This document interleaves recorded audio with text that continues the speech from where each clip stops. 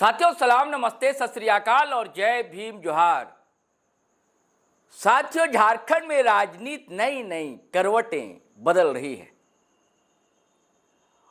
और नए नए किस्से, नई नई कहानियां सामने आ रही हैं।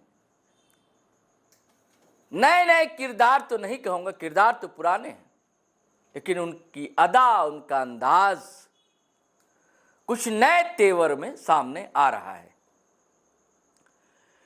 कुर्मी वर्सेस आदिवासी विवाद जो है दोस्तों, थम तो नहीं रहा है, लेकिन उसका कोण कहीं कहीं बदलता दिखता है या बदलने की कोशिश की जा रही है कि विषय से हट जाए। ऐसा होता है राजनीति में अक्सर।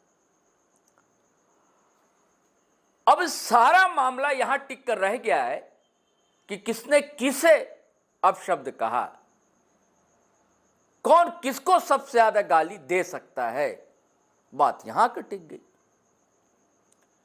मतलब कहने का आशय यह है दोस्तों कि तनाव को और बढ़ाया जाए, खाई और चौड़ी हो, ऐसी कोशिशें ऐसा लगता है की जा रही हैं। लेकिन होगा नहीं कुछ ऐसा। झारखंड है, बहुत प्यारा अपना झारखंड है, सूबा है, राज्य है दोस्तों। इधर हुआ क्या कि निशा कुमारी भगत, जो कभी जेल कैंप में थी, और क्या गाथाएं उनकी है कई तरह की, उनकी मैं चर्चा नहीं करूंगा, लेकिन बोलती हैं अपना एक अंदाज। आजकल जो एग्रेशन लोग पसंद करते हैं, उस ढंग से निशा भगत बोला करती हैं। कभी कभी सीमा लांघ जाती तो उनके पीछे जो है ट्रोल आर्मी लग गई। भाई, आप किसी को बार बार कोचिएगा, बोलिएगा, छेड़िएगा तो अगला भी रिएक्ट करेगा ना।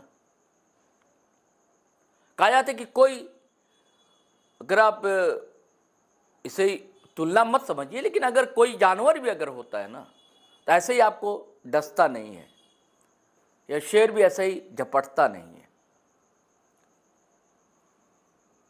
तो निशा कुमारी पर हमले होने लगे कई तरह के। तो राष्ट्रीय जनजाति और अनुसूचित जनजाति आयोग जो है, SC/ST आयोग, उसके सदस्य हैं डॉक्टर आशा लकड़ा। अपनी रांची के मेयर भी रही हैं, भाजपा की नेत्री हैं।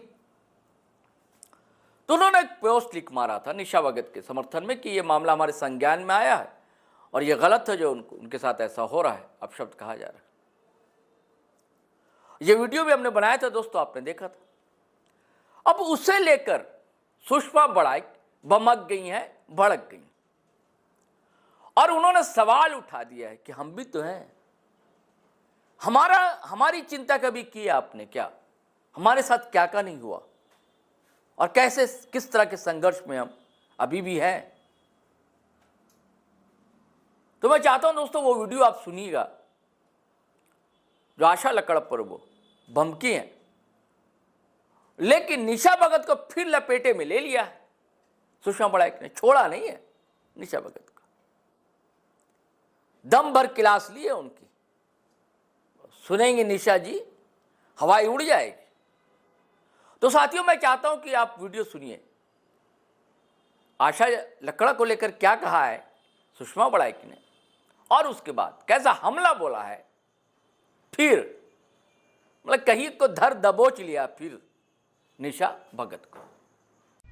अनुसूचित जनजाति आयोग की अध्यक्ष आशा लकड़ा जी, अगर मैं आज नहीं बोली तो फिर कभी नहीं बोल पाऊंगी।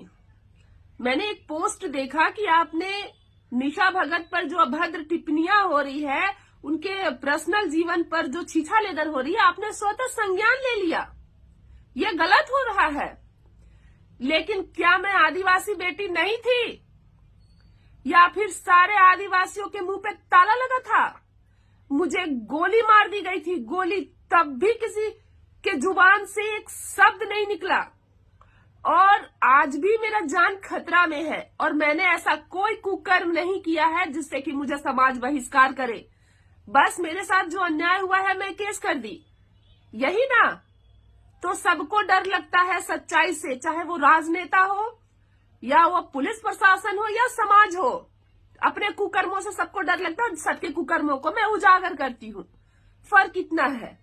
और आप कह रही हैं कि पर्सनल लाइफ में बेटी बेचो, पर्सनल लाइफ में एक बेटी होकर के बेटी बेचो और समाज में आकर के एक अच्छा नेता बन जाओ। अगर जनता ऐसे नेता को चुनेगी तो देश बिकने का काम होगा, है ना। मुझे किसी से कोई शिकवा शिकायत नहीं है, मुझे इस संविधान के ढकोसले से शिकायत है। इस संविधान में जितने टोटल ढांचा जो बैठे हैं ना, उनके ढकोसले से शिकायत है। और हम हमेशा गलत लोगों को चुनकर बैठाते हैं, इसलिए भुगतते हैं। मैंने क्या गलत काम किया था जो कभी कोई आदिवासी नेता, आदिवासी समुदाय या कोई भी लोग मेरे लिए खड़ा नहीं हुए? क्या किसी को गोली मार देना ये मामूली सा घटना होता है? आज धमकी क्या मिल गया उसको, धमकी क्या, वो तो आप लोग जानबूझ करके बोल रहे होंगे कि उसको धमकी मिल रहा है। उसे कौन धमकी देगा? उसकी जान को क्या खतरा हो सकती है? उसने समाज के लिए क्या काम किया है, या फिर उसने ऐसा कौन सा काम किया है जो अच्छा हो सके? यही झारखंड को लड़ाने का काम, झारखंड को जलाने का काम। ठीक है, जब आंदोलन हो रहा है कुर्मी के विरुद्ध में, तब मैं भी आदिवासी के सपोर्ट में खड़ी हूं और आज भी खड़ी हूं और आज भी कहती हूं कि कुर्मियों को आदिवासी का आरक्षण नहीं मिलना चाहिए। लेकिन इसका मतलब ये नहीं कि आप लोग गलत का सपोर्ट करें, गलत का साथ दे, कि पर्दे के पीछे गलत काम करें लोग और पर्दा के बाहर आकर के समाज का हितैषी बने। तो क्या मैं भी वही करूं? तब आप मुझे अच्छा मानेंगे? वाह रे वाह, ये संविधान का ढांचा। कुछ तो शर्म करे राज्य सरकार, कुछ तो शर्म करे संविधान का ढांचा। मैं आदिवासी बेटी नहीं थी, मेरे साथ गाली गलौज नहीं हुआ, निशा भगत के साथ अन्याय नहीं हुआ। वो लोग गलत आगे बढ़ने के लिए गलत काम कर लेती है, समझौता कर लेती है कि मैं कैसे भी आगे बढ़ जाऊं, मुझे बस मंजिल मिलना चाहिए।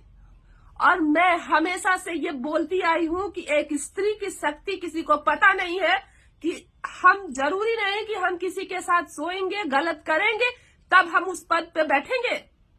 यही एक स्त्री की गरिमा है। निशा भगत खुद मेरे सामने रोई, गिड़गिड़ाई। तुम्हें पता नहीं कि राजनेता लोग मेरे साथ कितना अन्याय किए, हजारों लोगों की लिस्ट बन जाएगी मेरे साथ शोषण का, लेकिन किसी ने फिर मुझे जगह नहीं दिया पार्टियों में। तो निशा भगत, आप पार्टी में पद पाने के लिए शोषित हुई,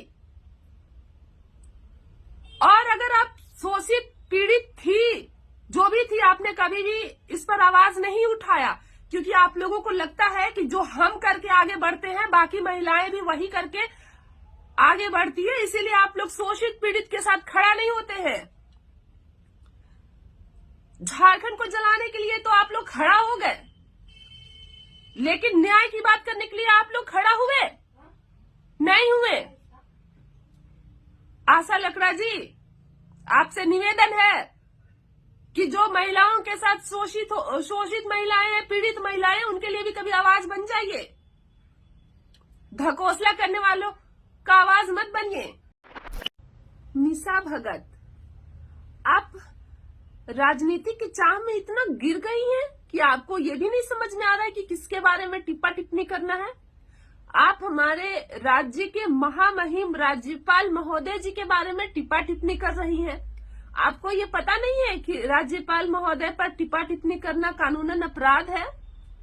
अब राज्यपाल महोदय पर और माननीय राष्ट्रपति महोदय पर, इन दोनों के ऊपर कोई टिप्पा टिप्पणी नहीं कर सकती हैं। आप ही नहीं, पूरे देश में कोई भी व्यक्ति टिप्पा टिप्पणी नहीं कर सकता है, और अगर वो ऐसा करता है तो वो अपराध है। आप राज्यपाल महोदय की जाति गिना रही हैं, आप सरासर इल्जाम लगा रही हैं, तो कुछ सोचिए। लालच में, सत्ता पाने की लालच में इतना मत गिर जाइए कि आप महामहिम को भी नहीं समझ रही हैं। वो महामहिम है और उनका एक गरिमा होता है, और महामहिम का सम्मान करना हर नागरिक का फर्ज है, ना कि उन पर कोई टिप्पा टिप्पणी करना चाहिए। कुछ तो ख्याल रखिए। वो हमारे झारखंड राज्य के महामहिम है। इतना खुद को मत गिराइए सत्ता की लालच में। तो साथियों, आपने सुषमा बड़ाइक को सुना, और ये सब परत दर परत खुलती रहेगी, कथाएं चलती रहेंगी, कहानियां लोग बाँचते रहेंगे, आरोप प्रत्यारोप का दौर जारी है और ऐसा ही चलता रहेगा। राजनीति में ये सब चीजें जायज से कहते हैं। चलिए साथियों, इजाजत दीजिए, लेकिन आपसे वही आग्रह है, गुजारिश है कि अगर आपने हमारा चैनल सब्सक्राइब नहीं किया तो कर लीजिए। अब वीडियो हमेशा की तरह धड़ाधड़ फटाफट खटाखट शेयर कीजिए, लाइक कीजिए, कमेंट कीजिए। चलते हैं। जय हिंद, जय भारत।